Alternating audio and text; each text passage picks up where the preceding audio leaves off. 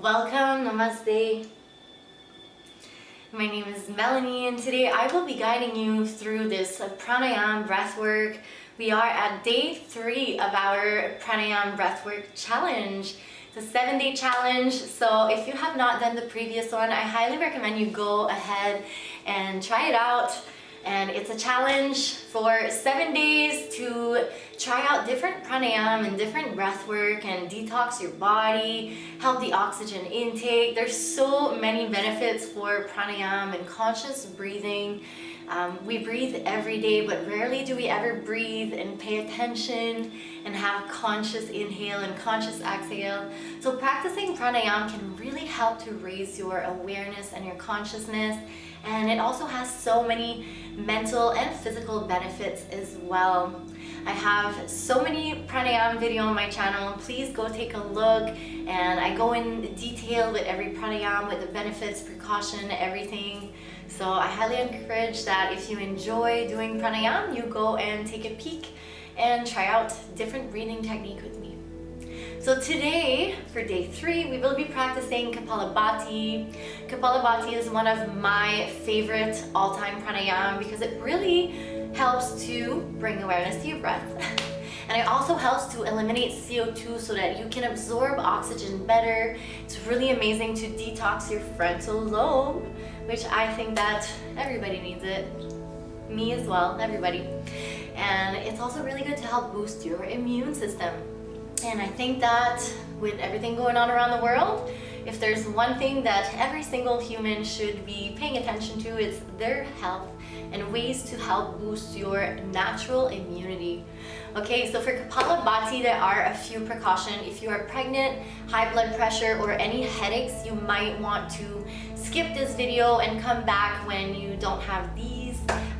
If you are still wanting to do a 7-day challenge, but you have one of those precautions, you can still do the video with me, but instead I encourage you to simply put your hand on your abdomen and invite some deep abdominal breathing. So with every inhale, you fill up your belly, your abdomen, and every exhale, squeeze the navel towards the spine and empty the breath. So you can try that technique instead. Okay, so now you can meet me either cross-legged if you want, but I highly recommend to either sit on a block. You can just put it behind you here to help to kind of have a little tilt in your pelvis and have a nice straight spine, a good posture.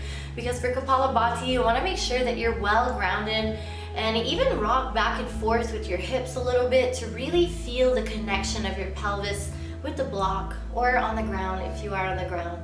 But what matters the most is your posture. So make sure you are sitting really nice and straight. You can feel your crown being elevated towards the sky. So for Kappalabhati, I invite you to place your hand onto your abdomen if you are new at practicing, because it can really help during your exhale to really pay attention to the movement going on. And if you are used to Kappalabhati, you can just place your fingers, your hands on each side of you and taunt your fingers towards the ground. Now I'm going to do a short, quick demonstration and then we will practice together. So for Kappalabhati, you're going to take a big inhale and exhale everything, and then engage Mula Bandha. So Mula Bandha is your root lock. It's basically pulling your pelvis up like doing a Kegel or holding the P. So we're going to engage Mula Bandha, and then you take just 2/3 of a breath. So like a short little inhale, and then you exhale. You start to pulse your navel towards the spine. And it's just little short inhale, like your inhales are really passive, not but just like the inhale happens by itself. So what we're gonna do is pulse for a number of breaths, and after we're done the pulsing, you're gonna exhale everything, squeeze and re-engage Mula Bandha, and then we're gonna take a big inhale, as much inhale as you can. Then we're gonna engage Jalarana Bandha, which is your throat lock. So for the throat lock, you just draw your chin slightly down and you put the tongue towards the roof of your mouth. And what that does when you apply the root lock and your throat lock, it contains the air. So it helps to contain your prana, your life force. And just like when you're holding somebody's arm, right, and the vein, you're kind of blocking the vein, and then when you release, the blood goes flowing even more. Well, it's the same concept, but with your prana, with your life force, with the oxygen inside of your body. So it's an amazing practice, and once you hold a breath, you can just release your throat lock, exhale, and then release Mula Bandha.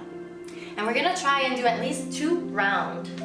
Okay, so whenever you're ready, sit onto your block. If you don't have a block, like I said, you can sit cross-legged, or perhaps you would want to fold a blanket and sit on it, or maybe even a pillow. As long as your pelvis is tilted slightly and you can really feel where your pelvis meets with the block or with the ground. Okay, now whenever you're ready, take a big inhale and exhale. Exhale, exhale, exhale. And now engage Mula Bandha, squeeze, and then take an inhale, 2/3 of breath, and start pulsing.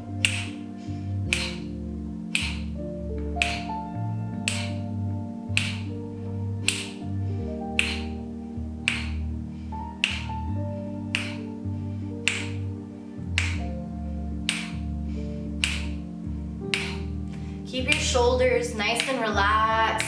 Keep the muscle in your face nice and relaxed. Make sure your body, there's no tension anywhere. And keep pulsing.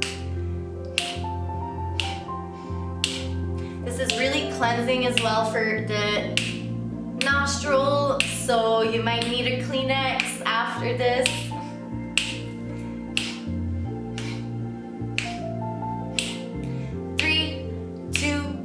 1, exhale, exhale, exhale everything. Engage Mula Bandha, squeeze the pelvis, lift the pelvis floor. Take a big inhale. And now engage throat lock, Kumbhaka, retention of your prana, retention of the air. And now remember, you only want to retain for as long as it feels comfortable. If you need to breathe, please breathe.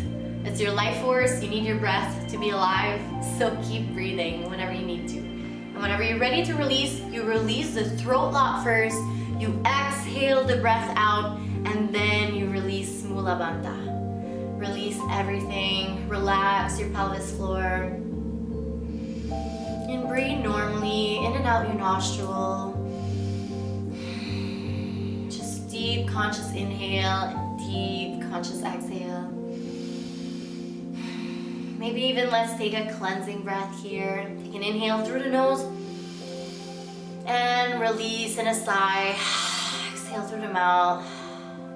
One more time like this. Inhale and exhale through the mouth. Beautiful. Now whenever you're ready, we're gonna go with round 2, but we're gonna go a little bit faster this time. But if it doesn't feel comfortable for you to go a little bit faster, please feel free to breathe at your own pace. Go a little bit slower if that's what works for you. Okay, now sit, nice long straight spine, hands to the side or onto your abdomen. And whenever you're ready, take a big inhale and exhale. Squeeze the navel towards the spine, empty the breath. And now engage Mula Bandha, take 2/3 of breath and start pulsing.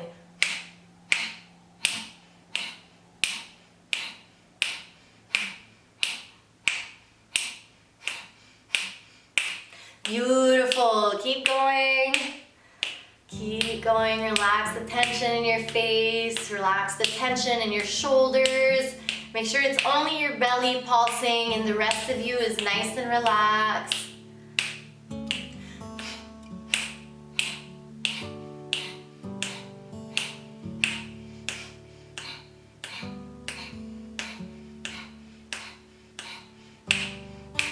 We're almost done, just a few more. Keep going.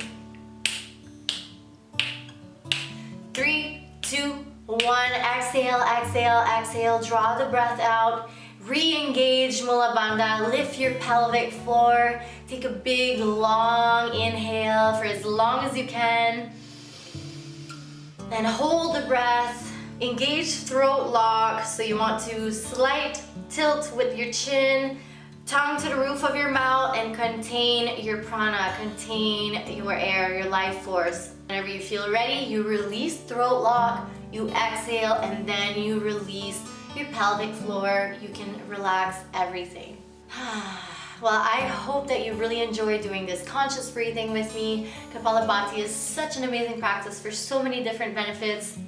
I have done a video on Kappalabhati on my channel. You can go and take a peek, and it really goes even more in detail with benefits and everything. So I highly recommend you go take a peek if you enjoy doing pranayama, because breathing is so important. And one of my favorite thing that breathing does for me is it helps to bring me into the present moment, and it helps to raise my consciousness and be more aware of my breath. And once you become more aware of your breath, you kind of become more aware of everything around you, of your thoughts and your mind, and you just become more aware. And there's nothing like raising your awareness and your consciousness.